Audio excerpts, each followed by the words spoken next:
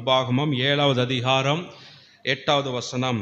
கர்த்தர் பலத்த கையினால் உங்களை புறப்பட பண்ணி அடிமைத்தன வீடாகிய எகிப்தினின்றும் அதன் ராஜாவான பார்வோனின் கையினின்றும் உங்களை மீட்டு கொண்டார். இன்னைக்கு நாம பார்க்க போற தலைப்பு, கர்த்தருடைய கரம் உங்களை மீட்கும். ஆமென் சொல்லுங்க. கர்த்தருடைய கரம் மீட்கும். ஹல்லேலூயா. மீட்கும் அப்படின்னா என்ன அர்த்தம்?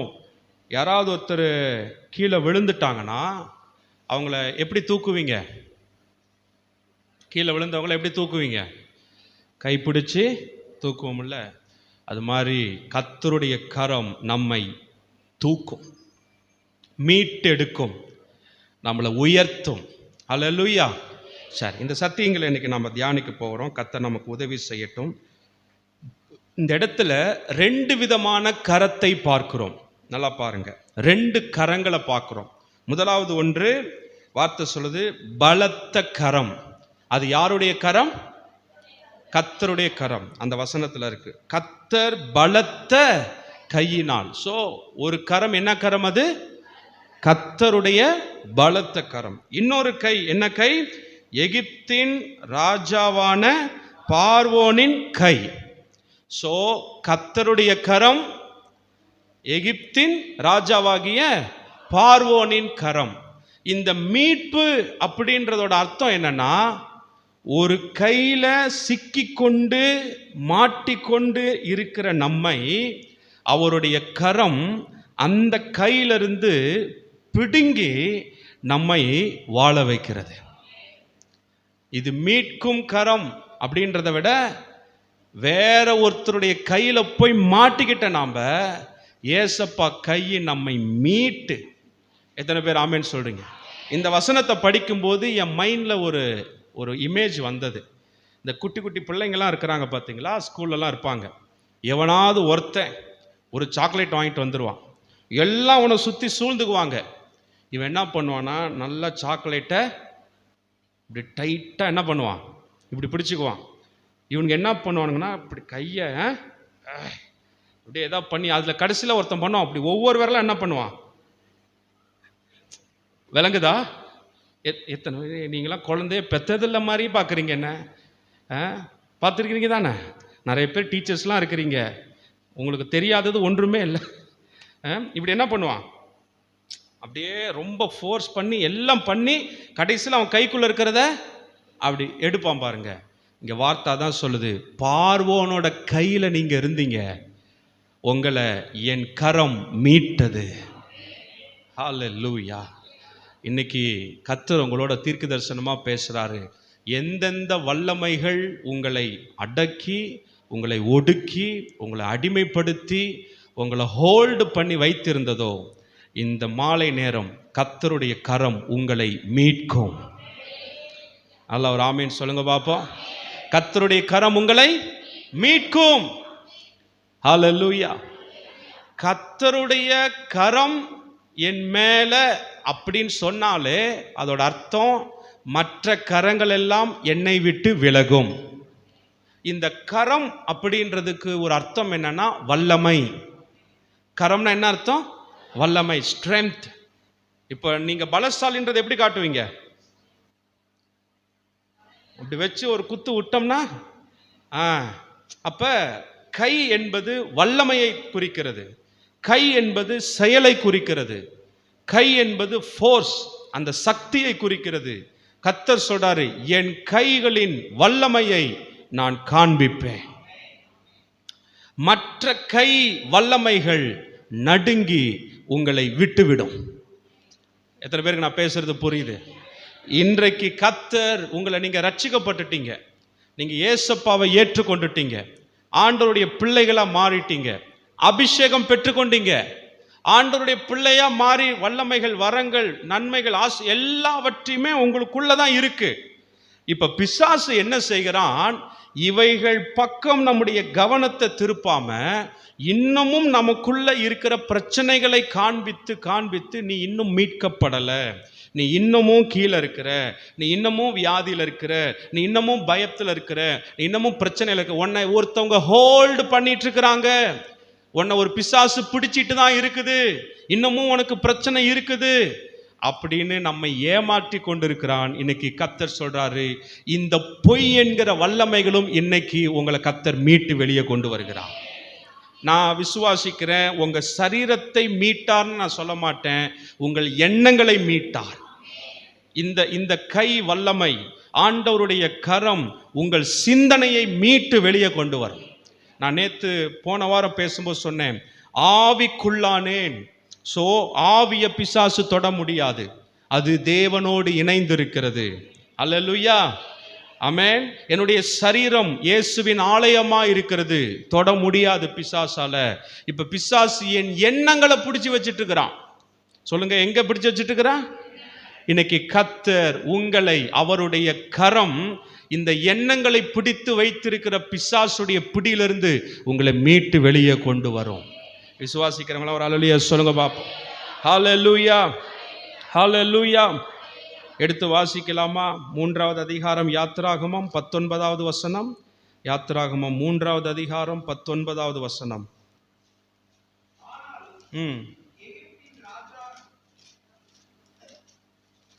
எஸ், 3வது அதிகாரம் 19வது வசனம். ஆனாலும் எகிப்தின் ராஜா கை வல்லமையை கண்டாலொழிய உங்களை போக விடான் என்று ஆண்டவர் சொல்றாரு. எகிப்து ராஜா உங்களை என்ன பண்ணிருக்கிறான்? அவனோட கையால உங்களை ஹோல்டு பண்ணி உங்களை பிடிச்சு வச்சிருக்கிறான். இப்ப என் வல்லமையை நான் காமிக்கிற நேரம் வந்துருச்சு. அல்லேலூயா.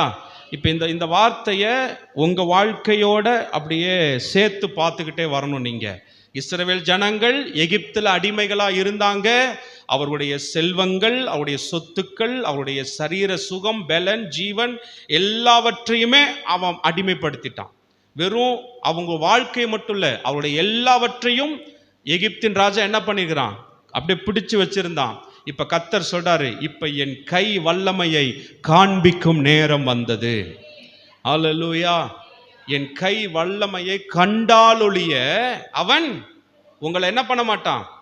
அப்படின்னா என்ன அர்த்தம்? அவன் நினைச்சிட்டு இருக்கிறான், நான் தான் பெரிய பவரு, இந்த உலகத்திலேயே நான் தான் பெரிய பவரு. இத்தனை வருடங்கள், 350 400 வருடங்கள் அடிமைத்தனத்துல உங்களை வச்சிருக்கிறேன்னா நான் எவ்வளவு பெரிய ஆளு. எத்தனை பேர் இந்த 400 வருஷத்துல எதிர்த்து பேசியிருப்பாங்க? இந்த 400 வருஷத்துல எத்தனை பேர் ரெவல்யூஷன் பண்ணியிருப்பாங்க? எத்தனை பேர் நாங்கள விடுவிக்கிறோம், அதை பண்ற ஏதாவது பண்ணியிருப்பாங்க. இவர்களை எல்லாம் சமாளித்து 400 வருஷமா ஒருத்தன் அடிமையாவே வச்சிருக்கிறான், அவன் பெரிய ஆளு தான். பேசுறது புரியுதுங்களா? 400 வருஷம் அடிமையாவே வச்சிருந்தான், அவன் பெரிய ஆளு தான் உண்மையாலுமே. ஆனால் அவனை பார்த்து கர்த்தர் சொல்றார், நீ எவ்வளோ பெரிய ஆளுன்னு நீ நினைச்சிட்டு இருக்கலாம், இப்ப என் வல்லமையை நான் காமிக்கிறேன், நீ ஒன்றுமில்லாமல் போக போகிறாய். இன்னைக்கு இந்த வார்த்தைகளை கேட்கிற தேவ பிள்ளைகளே, உங்களுக்கு விரோதமாய் உங்களுடைய பிரச்சனைகள், போராட்டங்கள், என்னென்ன காரியம் எவ்வளோ பெருசா வேணாலும் இருக்கட்டும், மலை போல இருக்கலாம் உங்க பிரச்சனைகள், கடன் பிரச்சனை, வியாதி, போராட்டங்கள், என்ன வேணா நீங்க சொல்லலாம். இவைகளை பார்த்து இன்னைக்கு கர்த்தர் சொல்றாரு, என் வல்லமையை காண்பிக்கும் நேரம் வந்தது. அல்லேலூயா. எத்தனை பேர் விசுவாசிக்கிறீங்க? உங்களுடைய நன்மைகளை, உங்களுடைய ஆசீர்வாதங்களை, உங்களுடைய சுகத்தை, உங்களுக்கு வர வேண்டிய ஆசீர்வாதங்களை பிடித்து வைத்திருக்கிற பிசாசை பார்த்து கர்த்தர் சொல்றாரு, என் கை வல்லமையை காண்பிக்கும் நேரம் வந்தது. ஹல்லேலூயா, ஹல்லேலூயா. நீங்க எதை பார்த்து பயந்துட்டு இருக்கிறீங்களோ அவைகள், அந்த பிசாசு இனிமே கர்த்தருடைய கை வல்லமையை பார்க்க போகிறான். நிச்சயமாய் விடுவிதலை உண்டு. எத்தனை பேர் விசுவாசிக்கிறீங்க? இதுல இந்த வசனங்களை நாம தொடர்ந்து படிக்க போறோம். இன்னைக்கு இதை வைத்து தான் நான் செய்தி கொடுக்க விரும்புகிறேன். யாத்திராகமம் 3வது அதிகாரம் 19ல இருந்து 22 வரைக்கும் யாராவது ஒரு நல்ல சத்தமா படிக்க போறாங்க. எல்லாரும் கவனிங்க. எஸ்.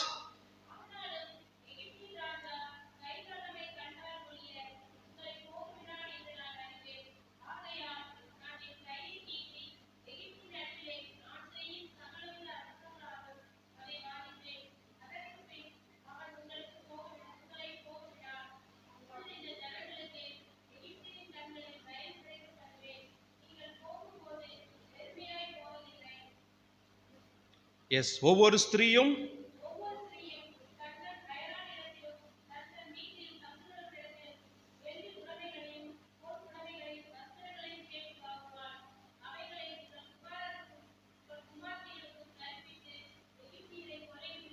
எகிப்தியரை கொள்ளையிடுவீர்கள் என்றார்.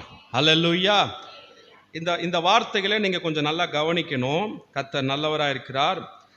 19 எகிப்தின் ராஜா கை வல்லமையை கண்டாலொழிய உங்களை போக விடான். அவன் நான் தான் பவர்ஃபுல், நான் தான் பயங்கரமான பலசாலி நினைச்சிட்டு இருக்கிறான். அவனை விட பெரிய ஆளு நான் ஒருத்தன் இருக்கிறேன்னு காண்பிக்க போகிறேன். அல்லேலூயா, அல்லேலூயா. இன்னைக்கு எத்தனை பேர் இந்த வார்த்தையை உங்களுக்குன்னு எடுத்துக்க போறீங்க? இதுவரைக்கும் நீங்க எதெல்லாம் பெருசா பார்த்துட்டு இருந்தீங்களோ அதை பார்த்து நீங்க சொல்ல போறீங்க, இதை விட பெருசு எங்க ஆண்டவர் இயேசு. ஆமென். நிறைய நேரம் இந்த எகிப்து, பார்வோன் பிரச்சனை, போராட்டம் இதெல்லாம் வேற எங்கேயுமே இல்லை. நான் எதை பெருசா பார்க்கறேனோ அதுதான் பிரச்சனை. எது உங்களை அதிகமாக தூங்க விடாம உங்களை தொல்லை கொடுக்குதோ அதுதான் எகிப்து. எத்தனை பேருக்கு நான் பேசுறது விளங்குது? எகிப்துனா இப்போ நாம் யாருமே அடிமைத்தனத்தில் இல்லை. இப்போ நம்மளை யாராவது அடிமைப்படுத்தி வச்சுக்கிறாங்களா? சுதந்திர நாட்டில் சுதந்திரமாக சுற்றிட்டு இருக்கிறோம். இப்போ அடிமைத்தனம்னா லிட்ரலாக இல்லை. ஆனால் நான் சொல்கிற இந்த அடிமைத்தனம் உங்கள் எண்ணங்களிலே, உங்கள் சிந்தனைகளிலே. ஹல்லேலூயா. சொல்லுங்க, எண்ணங்களிலே. சொல்லுங்க, சிந்தனைகளிலே. பக்கத்தில் பார்த்து சொல்லுங்க, எண்ணங்களிலே. சொல்லுங்க, எண்ணங்களிலே, சிந்தனைகளிலே எகிப்தின் ராஜா ஒளிந்து கொண்டு இருக்கிறார். ஆமென். இப்ப எகிப்து ராஜா எங்க இருக்கிறான்? சொல்லுங்க. எந்தெந்த எண்ணங்கள் எல்லாம் நீங்க ஆண்டவரை விட அதிகமா பிரச்சனைகளையும் போராட்டத்தையும் இதெல்லாம் நீங்க பெருசா பாக்குறீங்களோ அந்த இடத்துல யார் உட்கார்ந்துட்டு இருக்கிறா? எகிப்தின் ராஜா. இப்ப கர்த்தர் அந்த ராஜாவை பார்த்து சொல்றாரு, டேய் உனக்கு மேல நான் ஒருத்தர் இருக்கிறேன்டா, என் வல்லமையை நான் காண்பிக்க போறேன். என் மக்களை சிந்தனையில நீ அடிமைப்படுத்தி வைத்திருக்கிறாய், என் கரம் உன்னை சந்திக்கும். அல்லேலூயா. சொல்லுங்க பார்ப்போம். சரி, கர்த்தருடைய கரம் இந்த எகிப்தின் வல்லமையை சந்திக்கும் போது என்ன நடக்கும்? 20வது வசனத்துல வாசிக்கிறோம், நான் என் கையை நீட்டி எகிப்தின் நடுவிலே நான் செய்யும் சகலவித அற்புதங்களாலும் அதை வாதிப்பேன். கவனிங்க, அற்புதம், வாதை. யாருக்கு அற்புதம்? யாருக்கு அற்புதம்? நமக்கு அற்புதம். யாருக்கு வாதை? எகிப்தியருக்கு வாதை. கர்த்தர் எல்லாருக்கும் டிசைனா பண்ண மாட்டாரு. ஒன்னு பண்ணுவாரு, ஒரே ஒரு விஷயம் பண்ணுவாரு, தம்முடைய பிள்ளைகளுக்கு அது அற்புதங்களாய் மாறும். தம்முடைய பிள்ளைகளை எதிர்க்கிற அனைவருக்கும் அதுவே பிரச்சனையாய் மாறும். எத்தனை பேருக்கு நான் பேசுறதெல்லாம் விளங்குது? ஒரு கல்லுல விளங்குதா? ஒன்று செய்வாரு, அது உங்களுக்கு நன்மையா இருக்கும், உங்களுடைய எதிராளிகளுக்கு அது தீமையாய் மாறும். ஆமென். செங்கடல் நடுவுல பாதை உண்டாக்குனாரு. இந்த பாதை யாருக்கு நன்மை? இஸ்ரவேல் ஜனங்களுக்கு நன்மை. ஆனால் அதே பாதை பார்வோனின் சேனைகள், அவனுடைய ரதங்கள் எல்லாவற்றையும் அழித்து போட்ட யமனாய் மாறினது. ஒரு அற்புதம், அது உங்களுக்கு நன்மையாய் மாறும், பிசாசுக்கு அதுதான் பிரச்சனையா மாறும். எத்தனை பேருக்கு நான் பேசுறதுலாம் விளங்குது? நல்லா ஒரு அலையிலே சொல்லுங்க பார்ப்போம். எல்லாரும் சொல்லுங்க, ஒரே கல்ல. சொல்லுங்க, ஒரே கல்ல. சத்தமே வரமாட்டேங்குதே. அல்லேலூயா. பக்கத்தில் பார்த்து சொல்லுங்க, அவர் என்ன செஞ்சாலும் அது உங்களுக்கு நன்மையா மட்டும்தான் இருக்கும். அவர் செய்யறதுல தீமை வராது, வாதம் வராது, தண்டனை வராது, வேற ஒன்றும் வராது. ஆண்டவர் என்ன செஞ்சாலும் அது என்னவா வரும்? ஆமா. ஆனால் அதே காரியங்கள் உங்களை எதிர்க்கிற பிசாசின் வல்லமைகளை முடிவு கட்டுகிற கர்த்தருடைய வல்லமையாய் மாறும். அதுதான் இங்க வாசிக்கிறோம். என் கையை நீட்டி எகிப்தின் நடுவிலே நான் செய்யும் சகலவித அற்புதங்களாலும் அதற்கு பின் அவன் உங்களை போக விடுவான். அப்ப ஒரு அற்புதம் அது நமக்கு நன்மையாய் மாறும், ஒரு அற்புதம் எதிர்க்கிற அனைவருக்கும் அது பிரச்சனையாய் மாறும். இன்னைக்கு நீங்களும் நானும் செய்ய வேண்டிய ஒரே ஒரு காரியம், தேவன் செய்கிறது எனக்கு நன்மையானது என்கிற ஒரு விசுவாசம் நமக்குள்ள வரும். எத்தனை பேர் இதை நம்புறீங்க இந்த வார்த்தைகளை? இது நான் இன்னைக்கு ரொம்ப ஆழமாக அப்படிலாம் பேசல, ரொம்ப சிம்பிளாக நான் பேசுகிறேன். எத்தனை பேர் கர்த்தர் செய்கிறத பார்த்து சந்தோஷப்படுறீங்க? Very simple. ஆமென்.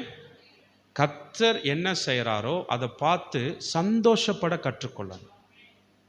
எஸ், சின்ன சின்ன விஷயங்களில் நம்முடைய மனதை கொண்டு போய் இது கர்த்தர் எனக்கு கொடுத்தது, இது எனக்கு ரொம்ப ஆசீர்வாதமானது அப்படின்னு அதில் நம்ம என்ன பண்ணணும்? சந்தோஷப்பட கற்றுக்கொள்ளணும். தேவன் செய்த எதுவுமே நமக்கு தீமையானதே அல்ல. ஒரு தீமையுமே என்ன பண்ண மாட்டார்? செய்யவே மாட்டார். நான் ஒரு முறை ராசிபுரத்துலேருந்து நான் வந்துட்டுருக்கிறேன். ஒரு பஸ்ஸில் ஏறணும். அந்த பஸ்ஸில் ஏறினா தான் இங்கே கரெக்டாக நான் டைமுக்கு வர முடியும். ஸோ அந்த பஸ்ஸு கரெக்டாக 8:30 மணி. ஸோ வேகமாக கிளம்பி இவனெல்லாம் ஸ்கூலில் அனுப்பிவிட்டு கிளம்பி போய் எல்லாம் நிறுத்திட்டு பஸ் ஸ்டாண்டில் வந்து பார்த்தா அந்த பஸ்ஸு போயிடுச்சு. அதனால் அது இந்த பஸ்ஸை பிடிச்சாலே இங்கே வர 10 மணி ஆகும். அடுத்த பஸ்ஸு இன்னும் 10:30 11 மணி. என்ன ஆண்டவரே ஊழியம் தானே செய்கிறேன், எனக்கு என்ன ஆண்டவர் அந்த பஸ் எனக்காக ஒரு 5 நிமிஷம் நிறுத்தி இருக்க கூடாதா? ஒரே புலம்பல். அப்புறம் அடுத்த பஸ்ஸை வந்துச்சு, ஏறிட்டேன். எப்படி இருக்கும் நமக்கு? நம்ம ஒரு பிளான் போட்டிருப்போம், போய் ஆரம்ப ஜபம், ஆராதனை, செய்தி, இதெல்லாம் இத்தனை மணிக்கு ஆரம்பிக்கணும், இப்படி ஒரு பிளான் போட்டிருப்போம். ஒரு பஸ்ஸு லேட் ஆன உடனே உங்களோட பிளானிங் எல்லாம் என்ன ஆகும்? எத்தனை பேர் புரியுது? அப்படியே எல்லாம் தள்ளி போகும். ஐயோ என்ன இது ஆண்டவர் இப்படி போய் சிக்கலாம். கடைசியில் பார்த்தா மெட்டாலால் பார்க்குறேன், எனக்கு முன்னாடி போன அந்த 8:30 பஸ்ஸு பஞ்சராகி நிற்கிது. அந்த பஸ்ஸில் இருந்த ஆளுகள்லாம் ஏறி எதில் ஏறுறாங்க? நான் வந்த பஸ்ஸில். இதில் என்ன பியூட்டின்னா அவங்க யாருக்குமே உட்கார சீட்டே இல்லை, எல்லாம் நின்றுட்டு வராங்க. நான் ஜம்முன்னு ராசிபுரத்துலேருந்து மெட்டாலா வரைக்கும் திட்டிகிட்டே வந்தேன் என் வாயி. மெட்டாலாலேருந்து தம்மம்பட்டி வரைக்கும் கர்த்தர் நல்லவர், அவர் கிருபை என்றும் உள்ளது, இந்த தேவனை போல நல்லவர். நமக்கு ஒரு புத்தி என்னன்னா பட்டாதான் திருந்துவோம். விளங்குதா? பார்த்தாதான் நம்புவோம். ஆரம்ப கட்டத்திலேயே இது என் தேவன் என் நன்மைக்காக செய்கிறார் அப்படின்ற அந்த ஒரு சந்தோஷ மனநிலை என்னைக்கு உங்களுக்குள்ள வருதோ அப்பதான் நீங்க ஆண்டவரை ஒழுங்கா புரிஞ்சுக்கிட்டீங்கன்னு அர்த்தம். விளங்குறவங்களாம் ஒரு அலையில சொல்லுங்க. இப்போ நீங்க ஒரு விஷயத்துக்காக ஜெபம் பண்ணலாம், ரொம்ப வருஷமா ஜெபம் பண்ணிட்டே இருக்கிறீங்க, அது இன்னும் நடக்கலை, அல்லது அது இன்னும் தாமதமாயிட்டே போகுது, அல்லது நீங்கள் ஜெபம் பண்ணுறதுக்கு அப்படியே ஆப்போசிட்டாக நடக்குது. இப்போ உடனே எல்லா கோபம், வெறுப்பு எல்லாத்தையும் யார் மேலே போகுது? தேவனுக்கு கண் இல்லை, காதில்லை, மூக்கில்லை, கை இல்லை, அவர் எனக்கு மட்டும் எதுவுமே செய்ய மாட்டார், மற்றவர்கள் எல்லாருக்கும் எல்லாமே செய்வார். எல்லாம் கடைசியில் பார்த்தா இதனால தான் கர்த்தர் இதை செய்யாமல் இருந்தார் போல, ஆண்டவர் நல்லவர் தாங்க, எனக்கு தாங்க தெரியாமல் போச்சு. இந்த புத்தி எப்போ வருது? பட்ட பின்னாடி. கரெக்டு. பக்கத்தில் பார்த்து சொல்லுங்க, பட்டு திருந்தாதீங்க. ஆரம்பத்திலேயே ஒரு வார்த்தை உங்களை பார்த்து வரும்போது இது கர்த்தருடைய வார்த்தை, இதை 100% நான் ஏற்றுக்கொள்ளுகிறேன் அப்படின்ற ஒரு இடத்துக்கு நீங்கள் என்னைக்கு வர ஆரம்பிக்கிறீங்களோ அன்னைக்கு நீங்கள் என்ஜாய் பண்ண ஆரம்பிப்பீங்க. இதனால என்ன தெரியுங்களா? அதாவது கர்த்தர் செய்கிற காரியத்தை ஒரு விரக்தி, ஒரு வெறுப்பு இதெல்லாம் வந்தால் அந்த அற்புதம் நடக்கிற வரைக்கும் நீங்கள் எப்படி இருப்பீங்க?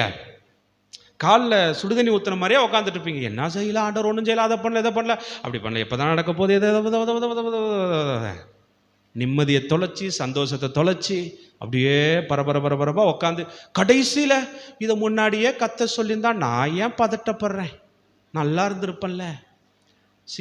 எல்லா கேள்விக்கும் கர்த்தர் பதில் சொல்ல மாட்டார். இன்னைக்கு காலையில் கூட ஆராதனை முடிஞ்சு ஒரு குடும்பத்துக்கு கவுன்சிலிங் கொடுத்துட்டு இருந்தேன். அவங்கள்ட்ட சொன்னேன், நிறையா கேள்வியாக கேட்டாங்களா, நான் அவங்களுக்கு ஒரே பதில் சொன்னேன், உங்களை மாதிரி தான் நானும் இருந்தேன். 100 கொஷின் பேப்பர் இருந்துச்சுன்னா அது ஒன்றுக்குமே ஆன்சர் தரமாட்டார். நீங்கள் கேட்குற ஒரு கேள்வி இருக்கும், அவர் கொடுக்குற பதில் வேற ஒன்றா இருக்கும்.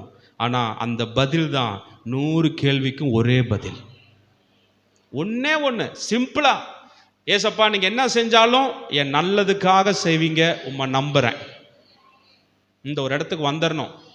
எதையுமே பார்த்து நம்புறதில்ல, கேட்டு நம்புறதில்ல, அனுபவித்து நம்புறதில்ல, வார்த்தையை நம்பணும்.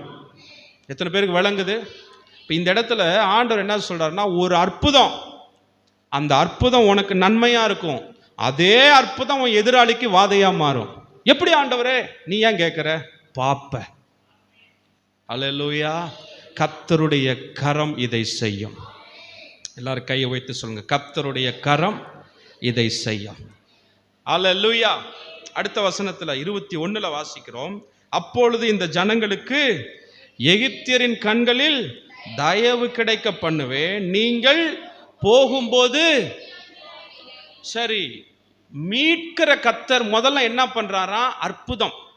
அற்புதம்னா என்னன்னா, என்னை அந்த பிடியிலிருந்து என்ன பண்றாரு?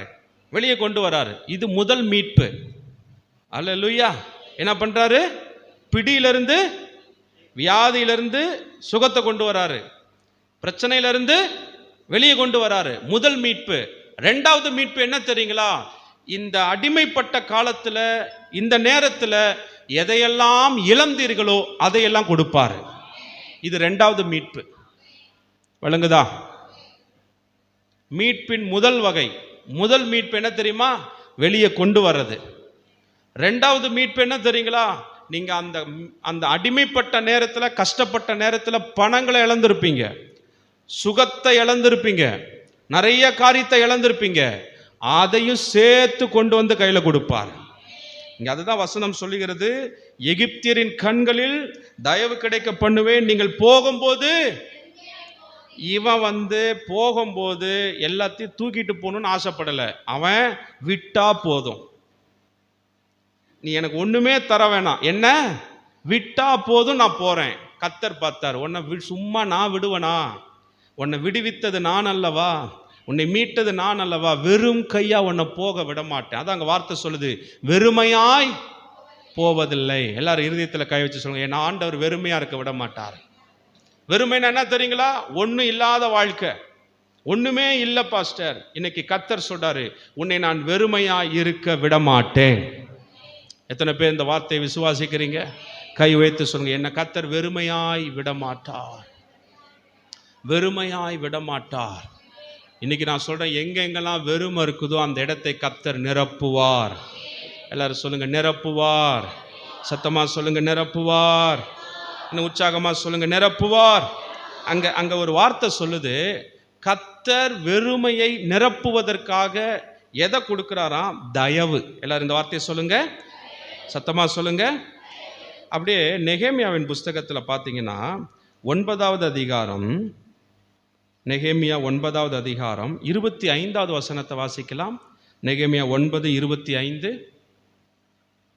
அவர்கள் அரணான பட்டணங்களையும் செழுமையான பூமியையும் கட்டிக்கொண்டு சகலவித உடைமைகள் நிறைந்த வீடுகளையும் வெட்டப்பட்ட துறவுகளையும் ஏராளமான திராட்சை தோட்டங்களையும் ஒலிவ தோப்புகளையும் கனி கொடுக்கும் விருட்சங்களையும் சுதந்தரித்து கொண்டு புசித்து திருப்தியாகி கொழுத்து உம்முடைய பெரிய தயையினால் செல்வமாய் வாழ்ந்தார்கள். எத்தனை பேர் படிச்சீங்க? இந்த வசனத்தெல்லாம் மனப்பாடம் பண்ணி ஒவ்வொரு நாளும் அறிக்கையிடணும். நெகேமியா 9வது அதிகாரம் 25. அந்த கடைசி பகுதி எல்லாரும் படிங்க. உம்முடைய பெரிய தயையினால் செல்வமாய், எல்லாரும் சொல்லுங்க, உம்முடைய தயையினால் செல்வமாய் வாழ்வேன். தயை ஆங்கிலத்தில் ஃபேவர். ஆண்டவருடைய தயை உங்க மேல இருக்கிறது உண்மை என்றால் நீங்கள் எப்படி வாழ்வீர்கள்? நான் சொல்லல, வேதம் சொல்லு. அதனால தான் வசனம் சொல்லு, கர்த்தரை நம்புகிறவனோ செழிப்பான். நீங்க எப்படி வாழணும்னு கர்த்தர் விரும்புறாரு? சொல்லுங்க, தப்பே இல்லை, நல்ல வார்த்தை தானே. சொல்லுங்க, எல்லாரும் சொல்லுங்க, கர்த்தர் நீங்க எப்படி வாழணும்னு விரும்புறாரு? எஸ், செல்வமா வாழணும். செல்வம்னா என்ன? இங்க மேல வசனம் போட்டிருக்கு, படிங்க. எல்லாரும் சேர்ந்து படிக்கலாமா? ரொம்ப நல்ல வார்த்தை, எல்லாரும் சேர்ந்து படிங்க. அவர்கள் அரணான பட்டணங்களையும் செழுமையான பூமியையும் கட்டிக்கொண்டு சகலவித உடைமைகள் நிறைந்த, கவனிங்க கவனிங்க, வெறும் வீடை கொடுக்கலையாம். இப்போ நாமெல்லாம் ஜோம் பண்ணுறோம், ஆண்டவரே நான் ஒரு வீடு கட்ட உதவி செய், வீடு கட்ட உதவி செய்யும். கடைசியில் திறப்பலாவுக்கு போனால் வீட்டில் ஒன்றுமே இருக்க மாட்டேங்குது, வெறும் என்னதான் இருக்குது. இனிமே உங்கள் வீட்டை திறக்க வரணும்னா திறப்புல அன்னைக்கே ஃபுல் ஃபர்னிச்சர் இருக்கணும். ஆமேன்னு சொன்ன அந்த ஒரு சகோதரிக்கு மட்டும் கொடுங்க ஆண்டவரே. நான் பேச நிறைய பேர் புரியுது. நான் சொல்லல, கர்த்தர் சொல்றாரு, உடைமைகள் நிறைந்த வீடு. எம்டி வீடை கொடுக்கலையா? எப்படி கொடுக்குறாரா? ஒரு வீட்டுக்கு என்னென்ன தேவை சொல்லுங்க. ஒரு வீட்டுக்கு என்னென்ன தேவை?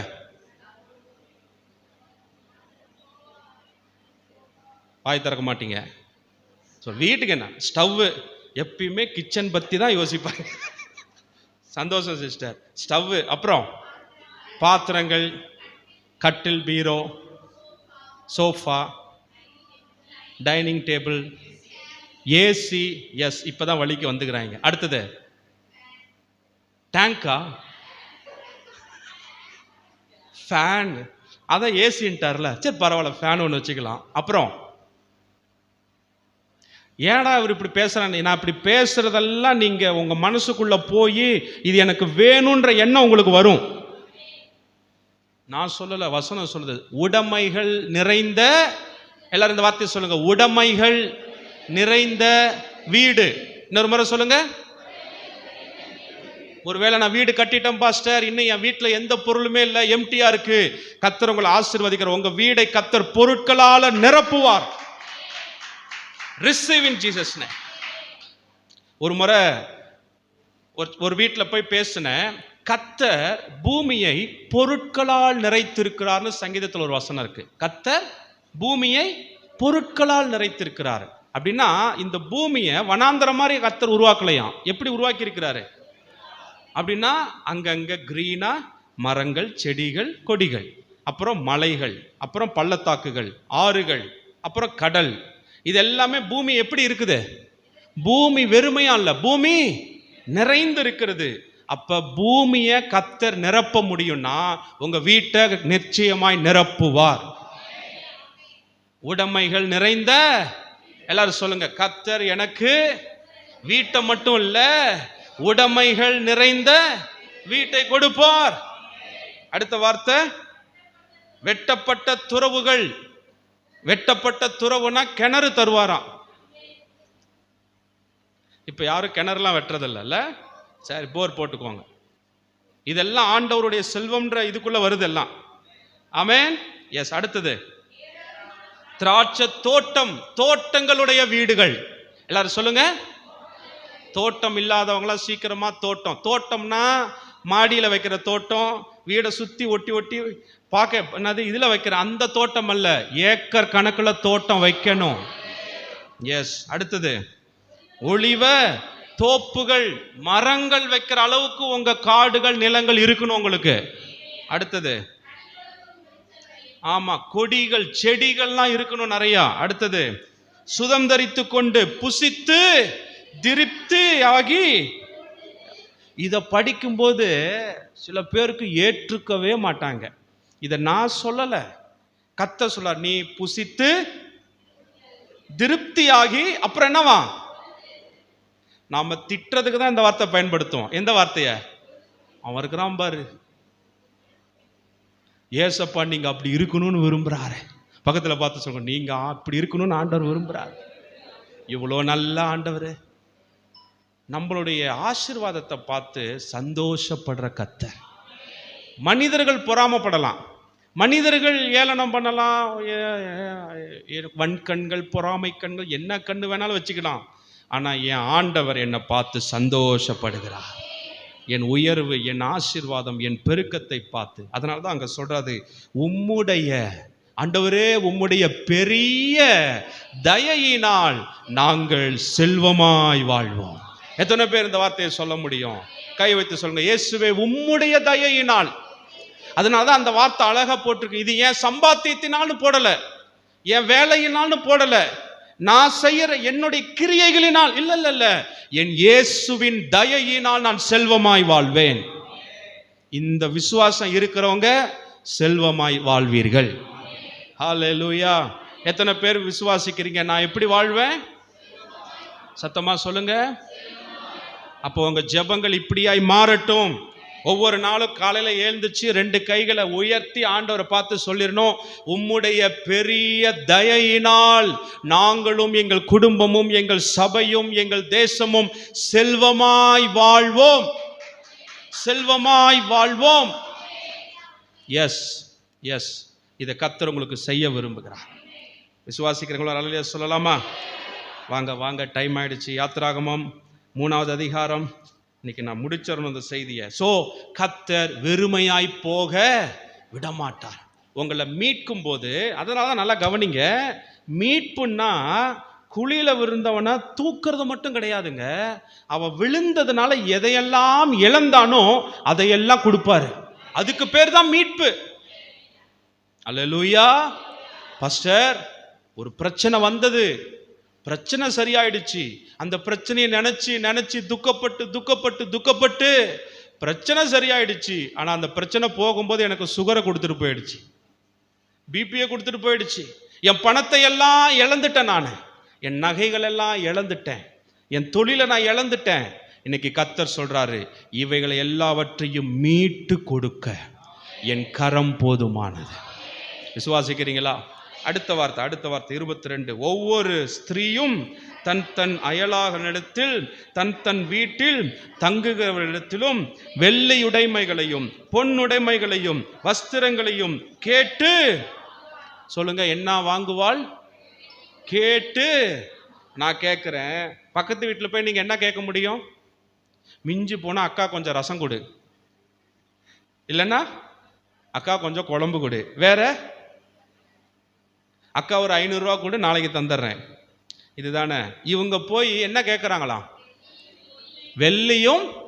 யோசிச்சு பாருங்க. இப்போ பக்கத்து வீட்டில் போய், அக்கா நீங்கள் அந்த செயின் வச்சுக்கிறீங்களே, எனக்கு கொஞ்சம் கொடுத்துருங்கக்கா. என்ன சொல்லுவாங்க?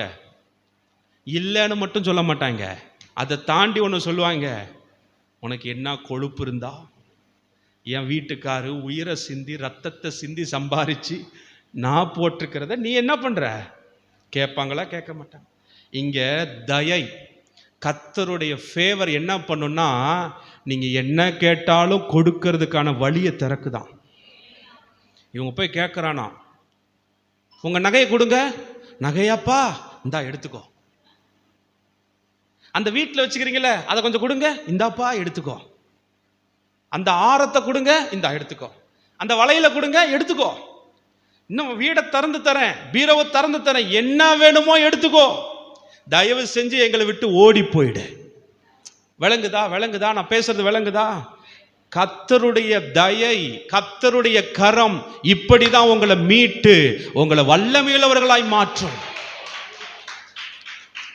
இங்க கடைசியில் அந்த முடியும் போது பாருங்க, 22வது வசனம், எகிப்தியரை கொள்ளையிடுவீர்கள். கொள்ளையிடுறதுன்னா என்ன அர்த்தம்? அள்ளிட்டு போறது.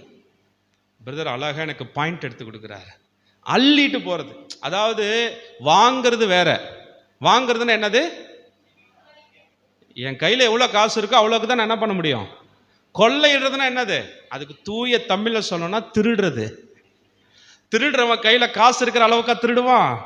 கண்ணில் பட்டதெல்லாம் தூக்குவான். அதுலேயும் எதெல்லாம் விலை உயர்ந்ததோ அதெல்லாம். இங்கே எகிப்தியர்களை இஸ்ரவேல் ஜனங்கள் கொள்ளையிட்டார்கள். இதை நான் எப்படி பார்க்குறேன்னா, திருடுனாங்களா? திருடல.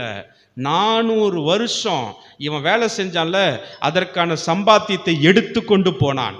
அவன் கொடுக்கல, இவன். விளங்குதா? அதனால தான் ஏசாயால வாசிக்கிறோம், எகிப்தியரின் சம்பாத்தியம் எத்தியோப்பியரின் வர்த்தக லாபம். அது ஏன் எகிப்தியரின் சம்பாத்தியம்? சம்பாத்தியம்னு என்ன அர்த்தம்? சம்பளம். ஏன்னா இவன் 400 வருஷம் வேலை செஞ்சிருக்கிறான். சம்பள பாக்கி எவ்வளவு வருஷம்? ஒரு நாளைக்கு 1000 ரூபாய் கணக்கு போட்டு 400 வருஷம்னா எவ்வளவு? பெருக்கல் கூட்டல் வகுத்தல் எல்லாம் போட்டு கரெக்டா டேலி ஆகிற மாதிரி தூக்கிட்டு வந்துட்டான் அவன். அப்ப இது இவர்களுக்கு சேர வேண்டியதை அவன் கொடுக்கவில்லை, இவர்களே போய் எடுத்துக்கொண்டார்கள். இவர்கள் எடுத்துக்கொள்ளுகிற அளவுக்கு அவர்கள் கைகளை கர்த்தருடைய கரம் கட்டி போட்டது. இதுதான் கர்த்தருடைய கரம், மீட்கும் கரம். உங்களுடையதை யாரெல்லாம் எடுத்தாங்களோ, உங்களுடையதை யாரெல்லாம் இழந்தீர்களோ, எதெல்லாம் உங்களிடத்திலிருந்து அபகரித்தார்களோ, கர்த்தருடைய கரம் அதை மீட்டு கொண்டு வந்து கொடுக்கும். விசுவாசிக்கிறவங்க நல்ல ஒரு அல்லேலூயா சொல்லுங்க. அதனால தான் தைரியமா சொல்ல முடியும், என் அப்பாவுடைய கரம் மீட்கும் கரம். ஹல்லேலூயா. இனிமே ஜெபம் பண்ணும்போது, ஆண்டவரே எனக்கு கொடுங்க, ஏசப்பா என்னை எப்படியாவது மீட்டுக்கோங்க, என்னை விடுவீங்கன்னு மட்டும் சொல்லாதீங்க. நாம் மீட்கப்படுவதென்றால் என்ன அர்த்தம்? விடுதலையோடு கூட இழந்தவைகளை எல்லாம் எடுத்துக்கிட்டு தான் நான் வரணும் ஆண்டவரே. இந்த வார்த்தையை நான் ஆவியில் சென்ஸ் பண்ணுறேன். நிறைய பேர் இன்னமும் ஆண்டவரே இந்த பிரச்சனை என்னை விட்டு போகலையே, நான் பிரச்சனையோடையே இருக்கிறேனே அப்படின்னு நினைக்கிறீங்கல்ல. அதுக்கு காரணம் என்னன்னா, உன்னை நான் வெறுங்கையா அனுப்ப விடலப்பா. நீ இந்த இடத்த விட்டு போகும்போது நிறைவாக போகணும். அதனால தான் நான் உன்னை இங்கே இன்னும் கொஞ்ச நாள் உட்கார வச்சிட்டு இருக்கிறேன். நீ போகும்போது எப்படி போவ? எடுத்துக்கொண்டு செல்வாய். எல்லாரும் சொல்லுங்க, எடுத்துக்கொண்டு செல்வாய். ஹல்லேலூயா. மீட்கும் கரம். கர்த்தருடைய கரம் என்ன கரம்? அல்லேலூயா. மீட்கும் கரம். எஸ், இந்த ஒரு வசனத்தை படித்து நாம் ஜெபம் பண்ணுவோம். என்னாகமம் 21வது அதிகாரம் 26வது வசனத்தில் வாசிக்கிறோம். என்னாகமம் 21வது அதிகாரம் 26வது வசனம்.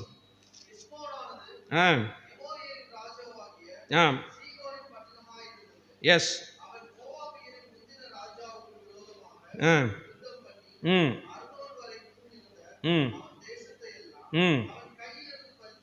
அவன் தேசத்தை எல்லாம் அவன் கையிலிருந்து பறித்து கொண்டான்.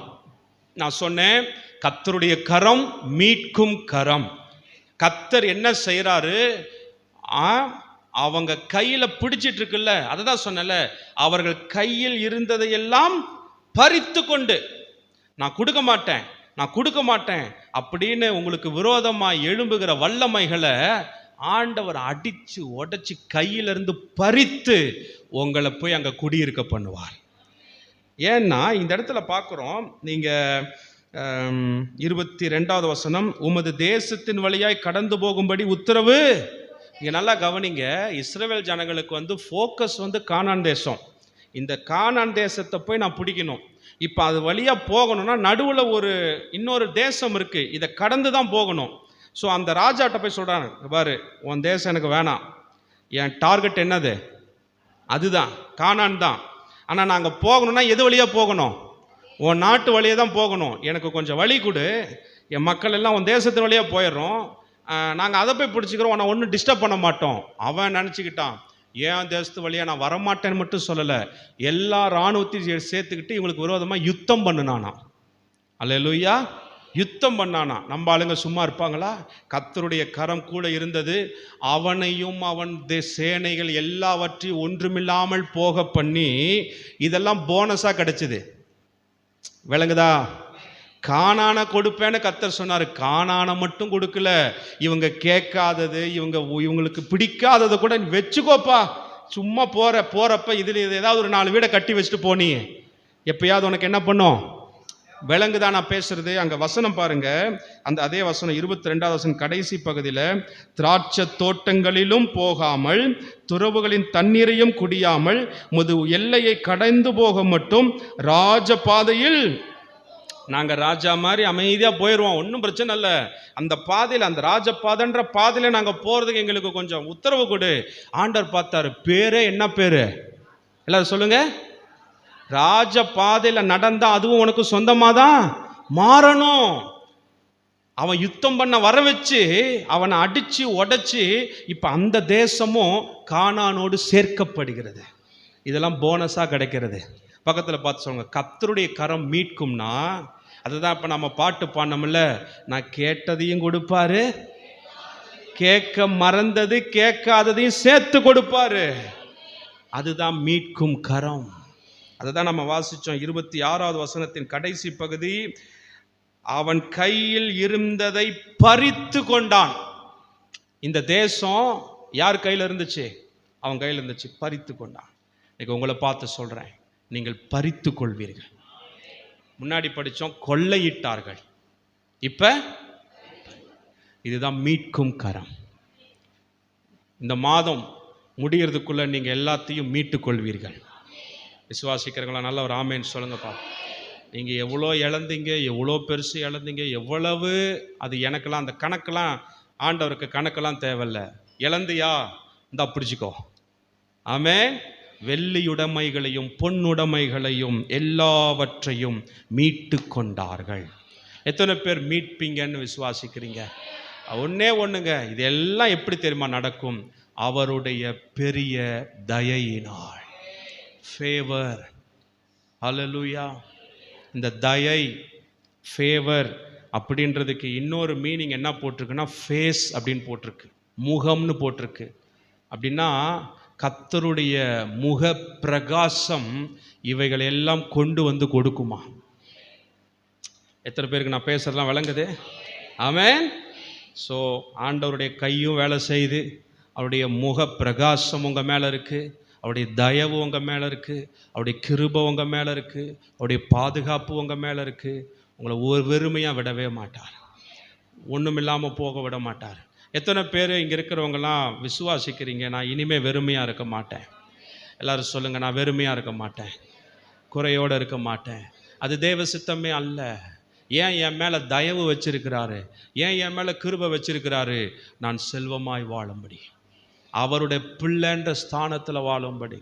ஒரு ராஜா தன் பிள்ளைய எவ்வளோ செல்வமாக வாழ வைப்பார். எத்தனை பேருக்கு நான் பேசுகிறது விளங்குது?